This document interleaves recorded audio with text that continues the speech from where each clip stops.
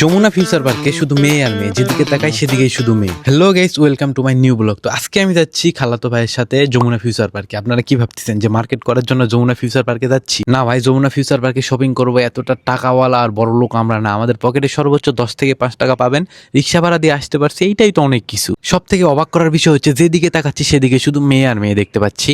তবে মেয়ে একা না, মেয়ের সাথে একটা করে বডিগার্ড নিয়ে আসছে। সরি, বডিগার্ড না, ওইটা বুঝতে পারছেন, বয়ফ্রেন্ড। বর্তমান বাংলাদেশের এমন একটা অবস্থা যে সোনার হরিণ খুঁজে পাবেন আপনি, কিন্তু সিঙ্গেল একটা মেয়েও খুঁজে পাবেন না। দেখতে পাচ্ছেন আমার সামনে দুইটা সিঙ্গেল তরুণী আসছে। ওমা ওমা, এ মেয়ে কি করে? আমরা ছোট মানুষ ভাই, এদিকে নজর না দিয়ে আমরা অন্য গল্পে তাই চলেন। আমরা দুই ভাই শপিং মলে ঢুকতেছি, দাম শুনতেছি আর বেরিয়ে আসতেছি, কারণ এত দাম ভাই। এত দামে জিনিস কিনতে গেলে মনে হয় আমাদের দুইজনের কিডনি বিক্রি করে দিতে হবে। মজার বিষয় হচ্ছে কি ভাই, এখানে কেউই শপিং করতেছে না, সবাই আসতে তার বয়ফ্রেন্ড গার্লফ্রেন্ডকে নিয়ে ঘুরতে, একটু ছবি তুলতে, সবাই দেখি পোস্ট দিতে ব্যস্ত, ভিডিও করতেই ব্যস্ত। ফ্রিতে যদি সুন্দর সুন্দর তরুণীদের দেখতে চান তাহলে চলে আসুন যমুনা ফিউচার পার্কে। তো ভালো থাকবেন, সুস্থ থাকবেন, আল্লাহ হাফেজ।